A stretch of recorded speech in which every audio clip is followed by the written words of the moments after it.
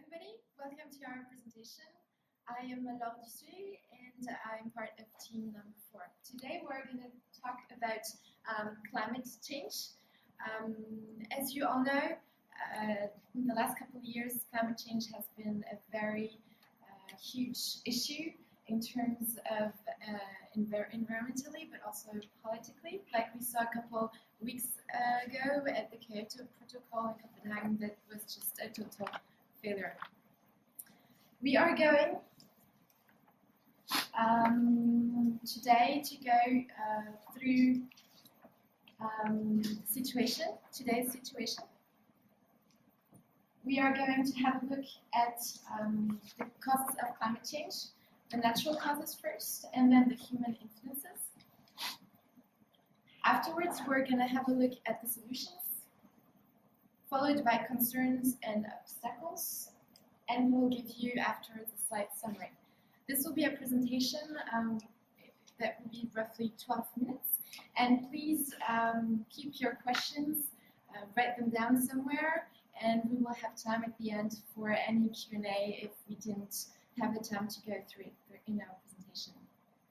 Our group consists out of Pedro, which will be taking care of the first part, Duani, which will be taking care of number 2, Faris, he will be talking about solution, and Sanchit will be talking to us about how well can we implement them and give us a little wrap up.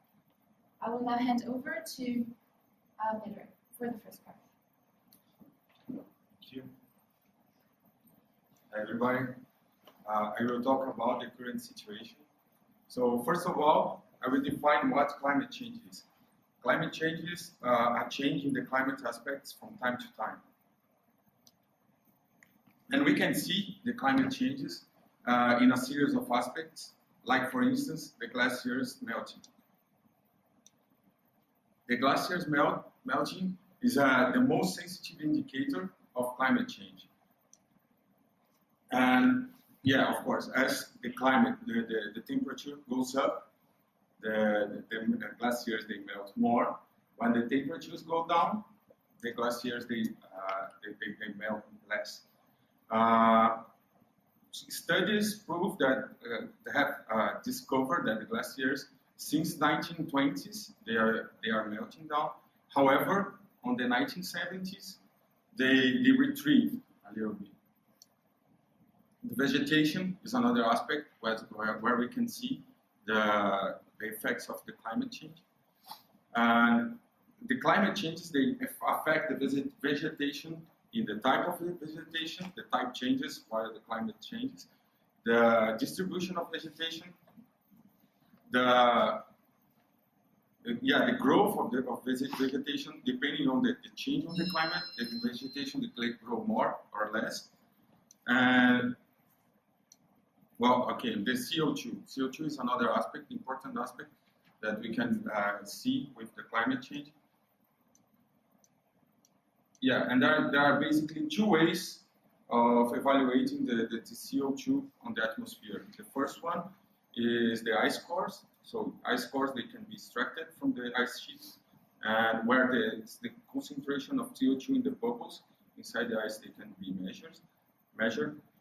As well as the study of the 3 rings. So we study the pattern of growth of the trees. It's possible as well to measure the quantity of CO2 in the atmosphere. Species and plants, as soon as the climate changes, you can see effects on the species as well. So species, they go into extinction, and in many times you see migration as well. As for instance, insects, when the temperature grows in some regions, you see species of insects, or species, types of insects migrating to this new region because of the good conditions for that particular type of insects. The world temperature, with the climate changes, the world temperature increases as well, and then we can see effects with the ice glaciers, with the vegetation, all those aspects talked previously. and the sea level as well.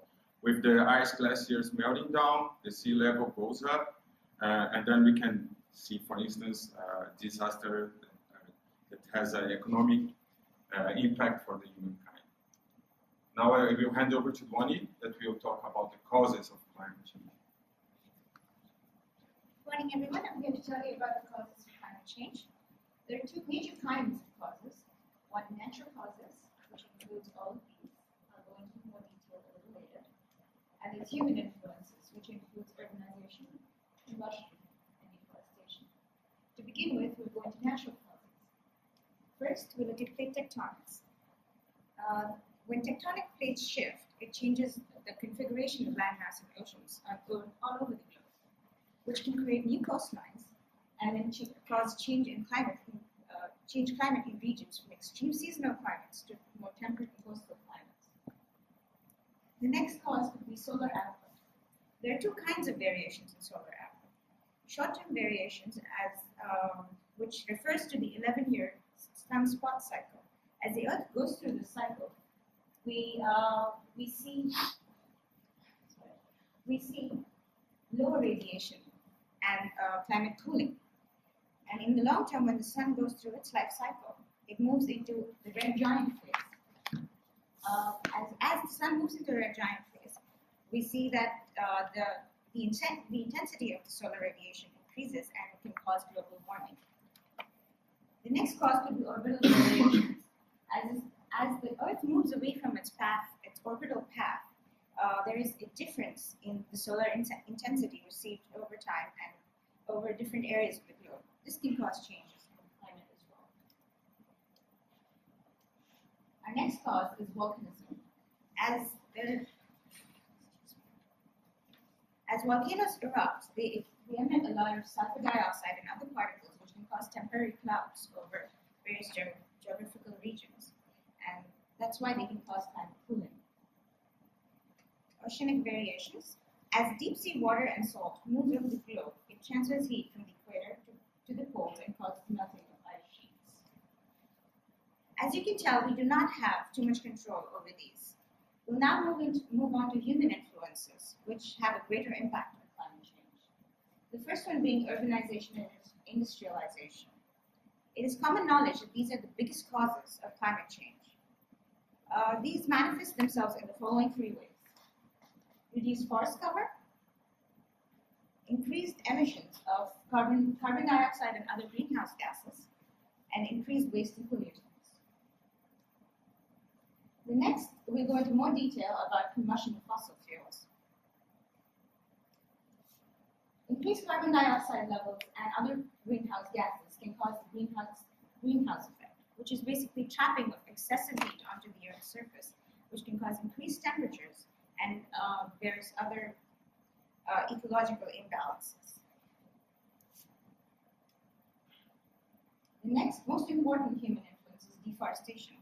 Since time immemorial, humans have been cutting down trees and reducing forests for various purposes. It could be agriculture, it could be in habitation, more recently for mining, industrialization. This causes a disruption of carbon and nitrogen cycles, which we are also a part of. Hence, it leads to a lot of extinction of plants and animal species and ecological imbalances. I will now move on. I will now hand over to Faris, who will take us through solutions. All right, so we've been all over the situation, so we have an idea of what the situation is like, and we've had a pretty detailed description of what the causes are. But in terms of solution, the first solution would have to be energy management, of course. As you all know, there's wind power, there's solar power, and to a lesser extent, it's not very popular, but there's geothermal power. And this is the first solution, which is pretty familiar to everybody. Second of all, we need to do better waste management in terms of sequestration, which is the division of all the different types of products, and take that further into more recycling. So all these things are being done, but we need to do it more extensively and in a broader way. Furthermore, our consumption behavior has to change. We are overly consuming things these days for no clear reason, and if we keep doing this, sooner or later the resources that we have will be depleted, and it is basically unsustainable. And of course, we have to reduce our emissions, our pollution in terms of garbage, everything. We have to recycle that as well. We have to sequester carbon dioxide. All these things are being done. But the most important thing is that we have to change our attitude. The way that we're living nowadays, we just keep consuming. We want to maximize GDP. We keep growing. And eventually, this will lead to something like this. And that is not what we want to do with this beautiful earth that we have. So it's not all about economic growth. It's about social and environmental harmony as well. And that said, there are some certain obstacles which Sanjit will be going over with you. Thank you, Fars. So we know what the causes are, and we know what the solutions can be. In fact, we have a very detailed understanding of it. So why not fix them? It's not that easy. Over a third of the world's population is not even aware of the climate change, or as it's more commonly known in its serious form, global warming. It's kind of hard to fix a problem if we cannot make the people aware of the problem itself. The second issue is skepticism. A lot of people don't believe that human beings are a significant enough force to have a significant impact on the Earth's climate. This causes rifts, obviously, and that's why it's harder to sell any solution to that. Consequently, there's also a discord in political will about whether we can solve and how to solve the climate change issue. Different countries have different interests. Even though there have been accords, the United States pulled out the Kyoto Protocol, and in the most recent case, the Copenhagen Summit failed to reach any significant solution or any tangible ways to go about solving climate change. The last one, the most pressing one probably, is economic costs. Some of these solutions could run very easily into hundreds of millions of dollars. That makes it very economically feasible, and then that brings us back to the whole loop of problems, whether we're a significant enough force to solve it, and whether it's worth solving. And because of all of these, there's a huge impasse in terms of whether we can actually solve the climate change issue in time. So let's just recap what we looked at here today. We looked at the four components of climate change: what it is, what are the causes, what are the solutions, and what are the problems facing the solutions. We looked at climate change in terms of significant changes in world weather patterns, and specifically in context of how it can disrupt human existence. Some examples we saw were melting glaciers, ice sheets, rising sea levels, etc. The next thing we looked at why climate change is happening. We looked at both natural and human influences, and then we went into solutions for human influences to address climate change. Energy management, waste management, and the others that Fars talked us through. And then we looked at some of these issues, obstacles facing those solutions. This went from awareness of the problem to skepticism about it, political will to resolve it, and finally economic. To actually get to the solutions, we'll have to overcome these obstacles, and whether we can do it or not is yet to be seen. But, as we learned back in November, no worries, guys. The world is going to end in 2002 anyway. Thank you.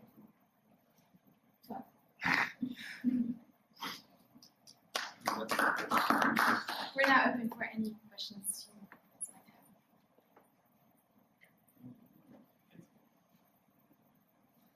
Please, yes, please. What was the point of showing this last slide?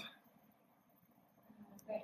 Well, the humanity is really worried about doing something to reduce the impacts of the human effect on the climate change and everything else.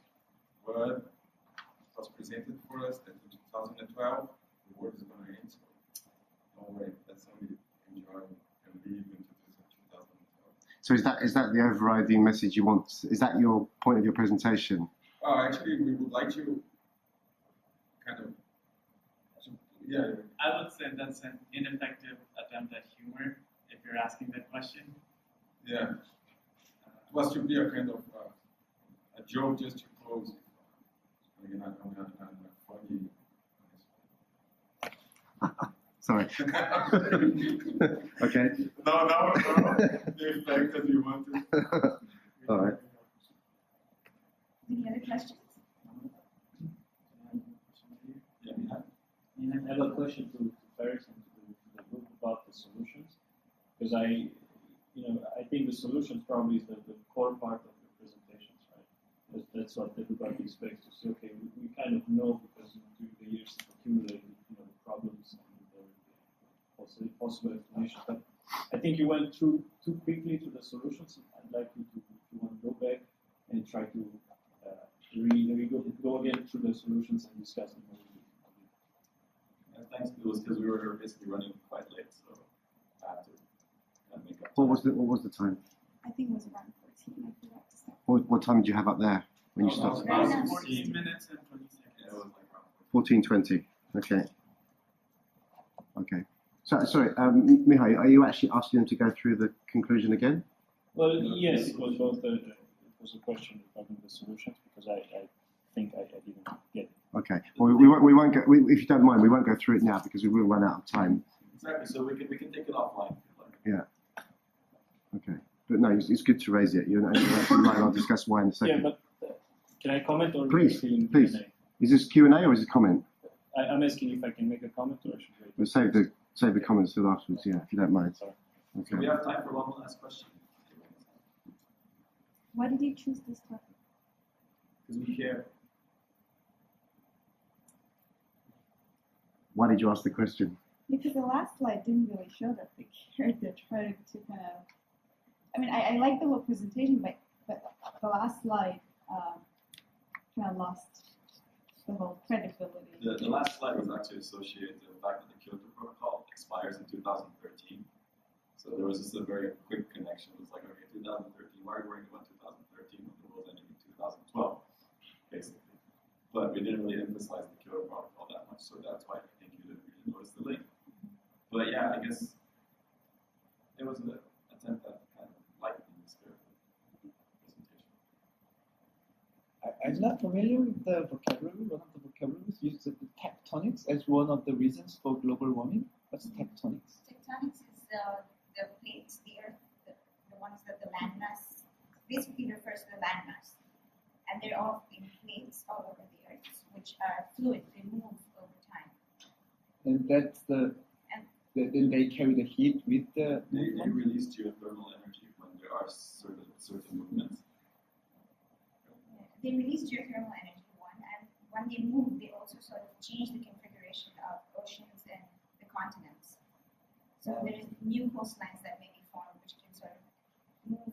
So if there is a particular place which is in the middle of, which is landlocked, for instance, and the plates move and the oceans, it moves next to the ocean, comes next to the ocean, then the climate of the area will change from being a landlocked, extreme seasonal climate to a more So temperate that climate. should not be an external reason for global warming, because it's supposed to be happening for over millions of years. It's Yeah, natural. it's natural. It's just a natural source of. It's not something that adds to the heat of what. It changes the climate.